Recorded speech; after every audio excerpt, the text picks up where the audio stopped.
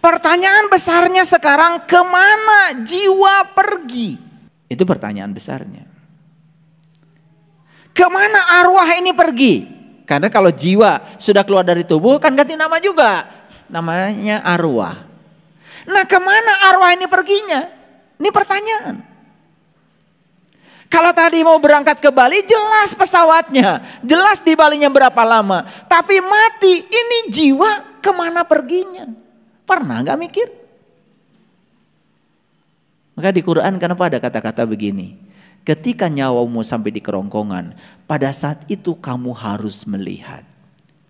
Aku lebih dekat kepadamu, tetapi kebanyakan manusia tidak melihat. Itu kan diabadikan dalam Quran surat Al-Waqiah itu. Falaula idza balagatil hulkum wa antum hina idin tangdurun wa nahnu aqrabu ilai minkum walakin la tubsirun. Walakin la tubsirun, dan kebanyakan manusia la tubsirun. Kebanyakan manusia enggak tahu jalan. Pernah enggak ada orang bertanya, nanti kalau sakaratul maut ya saya seperti apa? Apakah saat sakaratul maut nanti saya melihat? Apakah saat sakaratul maut saya tidak melihat? Kalau saat sakaratul maut saya melihat, apa yang harus saya lihat? Dengan mata mana saya harus melihat? Pernah enggak ada orang nanya begitu? Enggak ada. Enggak ada. Detil-detilnya seperti itu enggak pernah ada orang nanya. Mohon maaf. Saya waktu belajar spiritual, pertanyaan abadi yang ada dalam diri saya itu, saya nanti kalau mati, apakah saya dalam keadaan melihat? Apa yang harus saya lihat? Dengan mata mana saya harus melihat? Karena itu alamat. Kalau mati dalam keadaan buta, kata Quran, waman kana fi hadhihi a'ma wa huwa fil akhirati a'ma wa adallu sabila. Barang siapa yang buta di dunia lebih buta lagi di akhirat. Gak lihat di dunia, gak lihat di dunia, di akhirat. Aneh kalau orang mengajarkan, katanya melihatnya nanti aja di akhirat. Padahal ayatnya jelas mengatakan siapa yang tidak lihat di dunia tidak akan lihat di akhirat. Pertanyaannya, apa yang harus saya lihat? Tentu saja kampung asal kita, tentu saja alamat kita. Alamat kita apa? Alamat kita adalah Allah.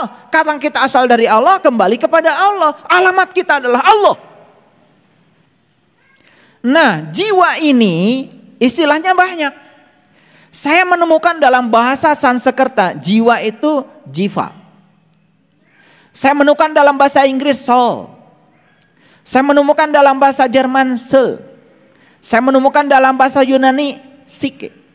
Makanya psikologi. Nah, itu. Jadi aneh ya. Ada ilmu tentang jiwa, ada dokter jiwa, ada rumah sakit jiwa, padahal jiwa teka tingali. Gak apa-apa, gak usah usil. Nah, dalam bahasa Arab jiwa itu disebut al-nafs, nafs. Dalam bahasa Ibrani nefesi. Nefesi itu dari nafs juga. Nah, kok dalam bahasa Arab ini kok kata jiwa jadi nafs, nafs, nefesi. Ini dekat banget dengan bahasa Indonesia, nafas. Hebat ya? Itu. Makanya sebetulnya ya ada nafas itu sering dikaitkan dengan nafsu. Ada nafsu birahi, ada nafsu amarah dan lain-lain. Nafs. Nah, nafs itu sering disebut diri. Makanya di dalam Al-Quran dikatakan laqad kafaral ladzina qalu innallaha salisu salasa.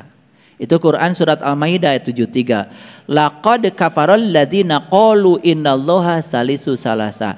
Sungguh kafirlah orang-orang yang mengatakan bahwa Allah salah satu dari yang tiga. Makanya konsepsi tentang Tuhan ya dalam agama Islam leluhur kita menyebutnya tiga, Nurullah, Nur Muhammad, Nur Insan. Nah, Nurullah, Nur Muhammad, Nur Insan itu semuanya disebut ruh. Bagian dari ruh itulah Nur Insan. Itu yang kemudian disebut dengan nafs. Itu yang disebut dengan jiwa. Nah, dikaitkan dengan nafas. Itu keren sekali ya, luar biasa. Karena itu adalah daya hidup. Nah, sekarang pertanyaannya, kemana jiwa pada saat kita mati? Nah, jadi yang kotak ini adalah tubuh. jasmani. Yang warna biru itu adalah nurullah. Ini sekedar animasi pembelajaran. Yang warna ungu itu adalah nur Muhammad. Nah, yang jiwa, yang nur insani itu adalah yang warna merah. Jadi nurullah, nur Muhammad, nur insan itu keseluruhan disebut ruh. Nah, bagian dari ruh itu namanya jiwa. Nah, ini yang warna merah. Itulah diri sejati kita. Itu nafs, itu diri. Makanya ruh dengan nafs dalam Quran berbeda. Jadi sejarahnya begini. Ketika di kandungan ibu, nah di kandungan ibu ya, ada jasmani, ya. Nah, setelah jasmani itu selesai dibangun dengan sempurna, kata Allah dalam Quran, aku tiupkan ruhku. Nah, tetapi yang ditiupkan saat itu cuma dua. Satu nur insan, dua adalah nurullah. Nur Muhammadnya belum. Tidak perlu wasilah di luar. Nah, nur Muhammad itu kapan masuknya? Itu tepat pada saat kepala nongol. Nah, begitu lahir ke alam dunia, tubuh jasmani sudah sempurna seperti ini, ruh sudah ditiupkan lengkap. Ada nurullah, nur Muhammad, nur insan. Nah, pada saat kita tidur seperti ini, nah, nur insan itu keluar. Nah, nurullah dan nur Muhammad tinggal di dalam diri. Tinggal dalam diri. Makanya hati-hati kalau tidur. Makanya begitu bangun dari tidur ya bersyukur. Ya, nur insan balik lagi. Kalau tidak balik lagi ya itu ya kehilangan sukma. Jadi walaupun bernapas kalau kehilangan nur insan ya tidak menjalani kehidupan. Nah, makanya ketika sudah bangun nur insan balik lagi. Nah, ketika mati, nah ini mati. Kalau mati dalam keadaan tidak tahu jalan pulang, nur insan ini ditinggalkan dalam tubuh. Nurullah dan nur Muhammadnya keluar. Nah, inilah mati dalam keadaan yang sangat mengerikan. Nah, ketika kita mati harusnya begini. Nurullah, nur Muhammad, nur insan gumulung meninggal. Keluar semuanya. Sehingga tubuh ini kosong. Nah, tubuh yang telah berhasil mengantarkan ketiganya menjadi gumulung manunggal, innalillahi wa inna ilaihi rajiun, tubuh ini diterima dengan senang hati oleh bumi. Maka tubuhnya itu tidak lama di bumi. Hanya 40 hari sudah diterima oleh bumi. Nah, itu namanya mulih kajati mulang ke asal. Nah, sempurnalah kembali ke alam asal. Nah, inilah yang disebut dengan keabadian. Gitu. Nah, semua manusia itu ingin agar dia bisa mencapai keabadian yang semacam ini. Nah, tetapi banyak yang tidak tahu caranya. Disitulah perlu bimbingan seorang guru. Guru yang sudah mursyid tentu saja. Guru yang sudah mengalami. Bukan orang yang mengajarkan kita nyebrang ke laut sementara dia sendiri belum pernah nyebrang laut. Ya, tetapi kok banyak yang percaya ya sama dia. Luar biasa. Paham ya? Nah, kita balik lagi ke sini. Jadi kemana jiwa itu pergi? Tentu saja jiwa itu menyatu kembali ke alam asalnya. Memenuhi ayat innalillahi wa inna ilaihi rajiun. Kembali ke kekosongan kembali. Bisa mengerti? Oke, kita lanjutkan. Nah, gimana caranya supaya jiwa itu tahu tempat asalnya? Disitulah kita harus latihan mati selagi hidup. Nah, itulah pentingnya kita latihan mati selagi hidup. Gitu. Baik para sahabat. Ini episode yang berbeda. Saya akan cerita tentang kematian secara utuh sekarang. Kematian itu sesungguhnya adalah pengingat. Ulangi, kematian itu sesungguhnya adalah pengingat. Mengapa begitu? Kematian itu selalu dekat. Dan kematian itu persis seperti bayangan kita. Iya. Pernah gak kita berpisah dengan bayangan? Gak pernah. Nah, kematian itu dekatnya dengan kita seperti bayangan dengan kita itu. Kematian itu. Cuman kita mungkin tidak menyadarinya. Tetapi kematian itu mengikuti terus dari saat pertama hidup sampai hingga terakhir. Makanya kematian tidak memandang usia. Oh, kematian hanya untuk gogo tadi. Ya, memang kebanyakan sih di usia itu. Karena tubuh tidak layak pakai lagi. Gitu. Tetapi kan ada juga bayi mati. Ada juga orang yang usianya belasan tahun meninggal. Ada juga umur likuran meninggal, kan gitu. Ya. Jadi tidak memandang usia. Nah, kematian itu adalah proses, sebagaimana hidup adalah proses. Dan mereka berjalan bersama. Jadi kematian dan kehidupan itu bukan sesuatu yang terpisah. Persis seperti dua roda yang bergerak membawa itu, gerobak. Coba, gerobak yang ditarik oleh delman. Kalau rodanya cuma satu, nggak jalan. Karena rodanya dua, jalan. Nah, kehidupan dan kematian itu seperti itu, ya, berjalan beriringan seperti dua roda yang menggerakkan delman. Jadi bergeraknya delman karena ada dua roda. Tidak ada kematian kalau tidak ada kehidupan. Tidak ada kehidupan kalau tidak ada kematian. Jadi kematian dan kehidupan itu seperti kita dengan bayangan.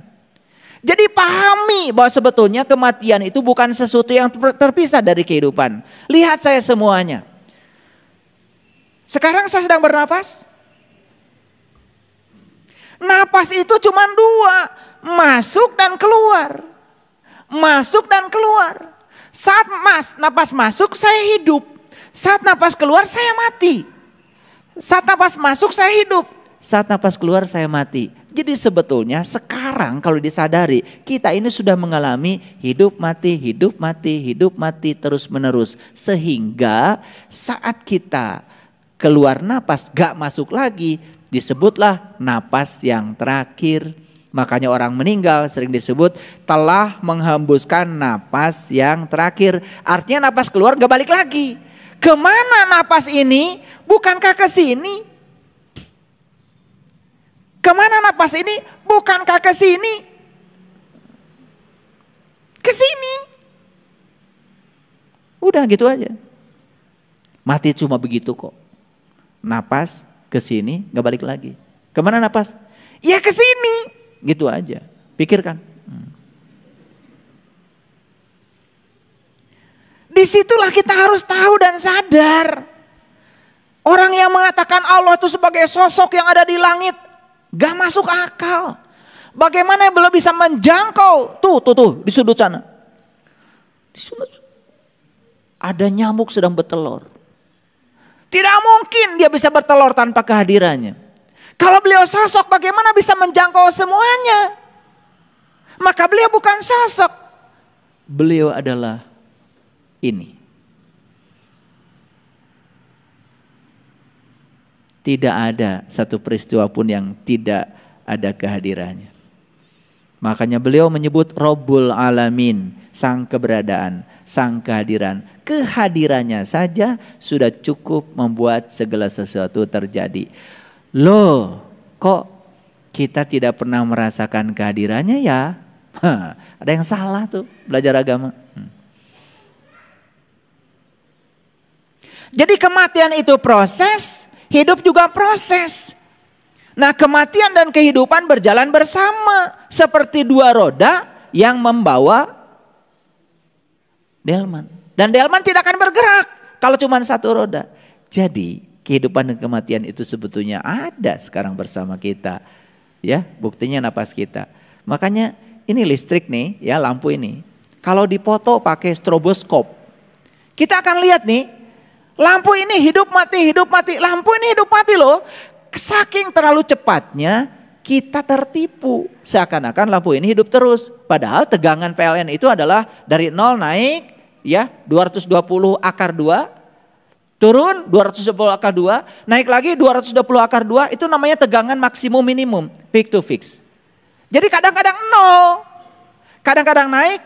Disebutnya juga arus bolak-balik. Bukan arus searah. Karena bolak-balik berarti tegangannya itu suka bolak-balik. Polaritas listriknya di dalam pembangkit generator itu bolak-balik. Ngerti apa tidak? Pasti nggak ngerti. Oleh itu nggak usah dipikirin. Kalian nggak belajar. Pusing kalau dengar saya ngomong fisika, ya. Nggak usah. Pokoknya Saya yakinkan kalau listrik ini hidup mati. Cuman frekuensinya 50 Hz di Indonesia. Di Amerika lebih keren lagi, frekuensinya 60 Hz. Artinya, frekuensi 60 Hz itu apa artinya? Dalam 1 detik itu terjadi hidup mati 60 kali. Saking cepatnya kita merasa hidup saja. Itu tipuan. Nah, sama seperti napas kita, saking cepatnya kita ngerasa hidup terus. Padahal kita hidup mati. Cuman karena tidak disadari, kita tidak pernah menyadari kalau kita sekarang sudah mengalami hidup mati. Baru sadar kalau nanti gak balik lagi. Itulah pentingnya kita belajar hening. Yuk, yang belum belajar sholat khusyuk, ikut belajar sholat khusyuk. Gimana caranya sholat dalam keheningan? Enak. Karena kita semua dengan kesadaran penuh, berdenyut berdetak di pusat kesadaran murni kita.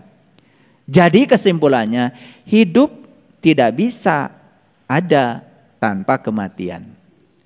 Kematian juga tidak ada tanpa kehidupan.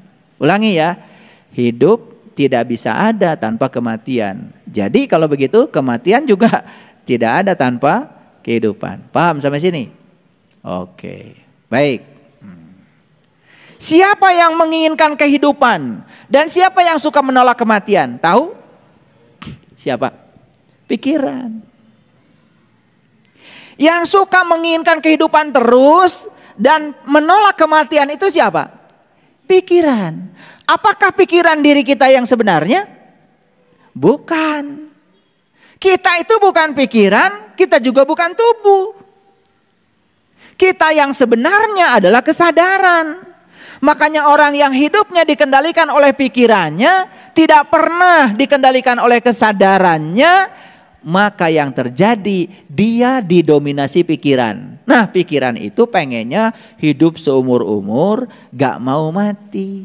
Makanya pikiran itu gampang sedih. Ketika hidup senang banget, ketika mati sedih banget. Siapapun orang yang masih dikendalikan oleh pikirannya tidak akan keluar dari siklus itu. Sedih banget, gembira banget. Sedih banget, gembira banget. Itulah benar salah.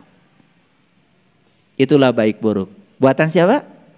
Buatan pikiran. Jadi oleh karena itu maka kita harus belajar untuk mengendalikan pikiran. Tuh pentingnya kita belajar meditasi, kita belajar hening. Belajar hening cipta.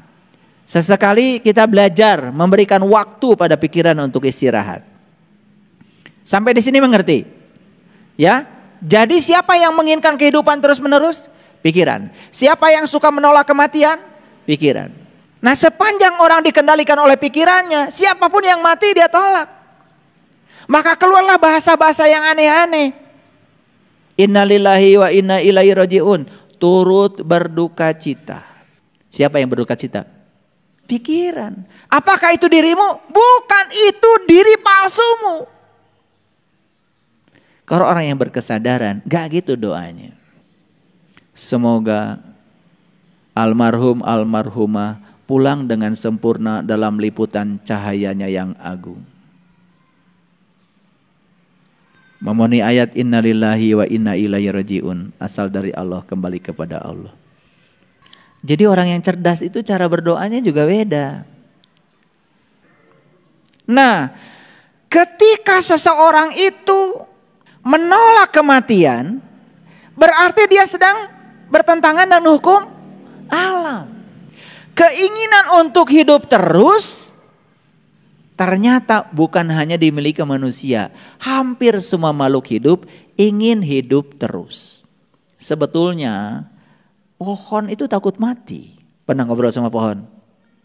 Takut mati. Makanya pohon itu suka ngomong, tolong dong saya disiram. Suka dengar gak pohon ngomong begitu? Mereka itu sebetulnya ngomong dengan bahasa mereka sendiri. Cuman kita gak ngerti.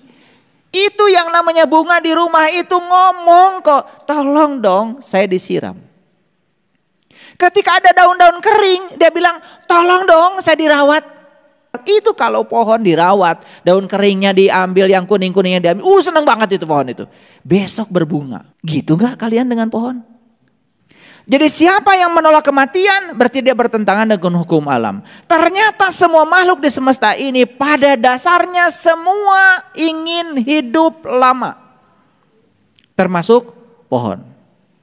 Tetapi kalau pohon pengen hidup lama, pohon bisa dimaafkan. Karena pohon tidak punya kesadaran. Tapi kalau manusia itu pengen hidup lama, tidak siap mati, selalu ingin melanggengkan kehidupan, kayak pohon. Ini akibat tidak punya kesadaran. Nah, disinilah lagi-lagi ya. Jadi lagi-lagi apapun yang kita pelajari ketika belajar agama sebenarnya kan intinya meningkatkan kesadaran. Jadi kesimpulannya manusia itu harus terjaga. Jadi kita ini sekarang harus merasakan kehadiran kematian itu dan bisa dirasakan lewat napas kita. Nah, kenapa kita tidak merasakan? Karena kita terlalu berisik dalam kehidupan ini, tidak punya waktu untuk bisa memberikan jeda untuk kita hening. Jadi kesimpulannya kematian dan kehidupan itu keduanya bersama. Persis seperti dua kutub ekstrim, tetapi itu satu energi. Hidup adalah kekuatan aktif, sedangkan kematian adalah kekuatan pasif. Dan hidup itu seperti listrik positif. Kematian itu seperti listrik negatif.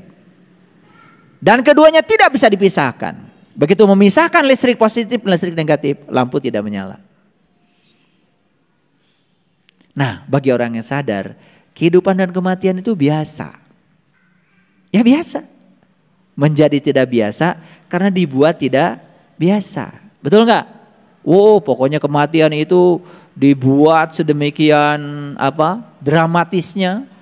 Betul nggak? Bahkan ada banyak upacaranya, betul? Wah, kalau ada kematian, ambulan datang, upacara itu, upacara ini, dibuat dramatis.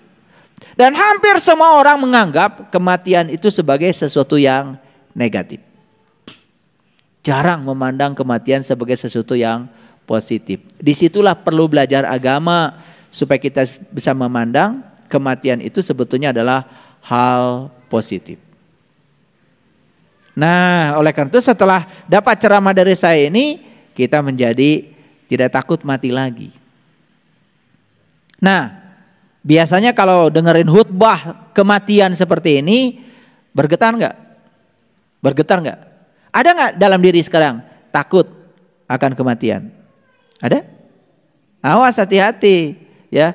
Takut kematian tidak akan membantu kita untuk mati pulang kepada Allah. Jangan takut. Orang yang takut kematian itu karena masih ingin hidup lama, berarti dia masih menolak. Apapun yang kita takuti berarti kita masih menolak. Hati-hati ya. Nah, sekarang mari kita sadari dan kita pahami bahwa kematian akan terjadi setiap saat. Bahkan mungkin sesaat lagi kita akan mati. Nah, kesadaran ini akan membantu kita menjalani momen saat ini di sini sedalam mungkin. Makanya orang-orang yang selalu berfokus pada saat ini, di sini, sekarang, memahami the power of now, memahami kekuatan saat ini, maka dia akan berada dalam keadaan damai. Tidak takut kehidupan, tidak takut kematian. Itu poinnya. Nggak tahu bisa nangkap nggak poin saya? Oke, ya. Nah, jadi kematian ini bisa memotong ya akar kehidupan tanpa memberitahu, tanpa isyarat. Pokoknya aku akan datang, kata kematian. Tetapi bagi orang yang sadar, selalu hadir di sini saat ini sekarang, tidak menjadi masalah. Nah, ini titik berat saya hari ini. Perhatikan, kita hanya akan tahu kematian itu datang ketika itu terjadi. Nah, kematian bukanlah penderitaan besar. Penderitaan besar justru saat kita punya peluang dan kesempatan, kita tidak benar-benar hidup. Dan terus menunda segala sesuatu. Yuk, lihat saya semuanya. Kematian bukan penderitaan besar. Penderitaan yang paling besar justru kita menyia-nyiakan kehidupan. Catat. Jadi walaupun kita harus menyiapkan kematian, tidak usah berfokus pada kematian. Berfokus saja kepada kehidupan. Karena kalau hidup kita sudah kita isi dengan sebaik-baiknya, ya sudah, kita juga akan mati dengan sebaik-baiknya. Jadi oleh karena itu, penderitaan yang terbesar bukanlah kematian, tapi penderitaan yang paling besar adalah menyia-nyiakan kehidupan dan selalu menunda. Jadi peluang dan kesempatan yang kita miliki sekarang ini selalu ditunda. Yuk sekarang saya nanya, para sahabat, apakah para sahabat sekarang bisa berbuat baik? Adakah peluang sekarang di tangan kita, kesempatan untuk berbuat baik? Tetapi apakah kita melakukannya? Menunda, padahal saat ini kita punya peluang dan kesempatan untuk bisa melakukannya, dan Allah sedang memberikan kontrol kepada kita untuk melakukannya. Kita tidak melakukannya. Sekarang mengerti penderitaan paling besar apa? Jadi penderitaan yang paling besar bukan kematian. Penderitaan yang paling besar adalah menyia-nyiakan peluang dan kesempatan yang diberikan Allah untuk benar-benar bisa mengisi kehidupan. Jadi hidup ini adalah kesempatan. Kalau begitu kematian apa? Kematian itu ujungnya. Tetapi walaupun kematian ujungnya, kematian itu tidak disebut sebagai akhir kehidupan. Tapi kematian adalah puncaknya kehidupan. Jadi jika kita memahami kematian, hidup akan menjadi intens. Di situ akan lahir yang namanya totalitas. Jadi rasa takut tidak akan pernah membantu sama sekali. Karena ketakutan justru akan mengaburkan pikiran. Tidak pernah ada pemahaman yang lahir dari rasa takut. Ini agak berat kata-kata saya. Tidak pernah ada pemahaman yang lahir dari rasa takut. Jadi orang yang takut akan kematian, justru rasa takutnya menghalangi pemahaman dia tentang kematian itu sendiri. Jadi ketika dia tidak paham kematian itu apa yang terjadi? Yang terjadi semakin takut akan kematian. Maka akan semakin mengaburkan pikirannya. Pemahaman tentang kematian tidak akan bisa dicapai. Jadi para sahabat, kapanpun kita merasa takut, itu adalah kesempatan yang luar biasa untuk memahami bahwa hidup itu adalah sesaat. Makanya hidup itu sering digambarkan seperti bunga. Tahu bunga? Bunga cantiknya berapa lama? Sebentar. Tetapi walaupun sebentar kan cantik. Bunga itu hanya sebentar harumnya. Tapi walaupun cuma sebentar kan harum. Gak apa-apa kehidupan kita sebentar. Yang penting cantik dan harum.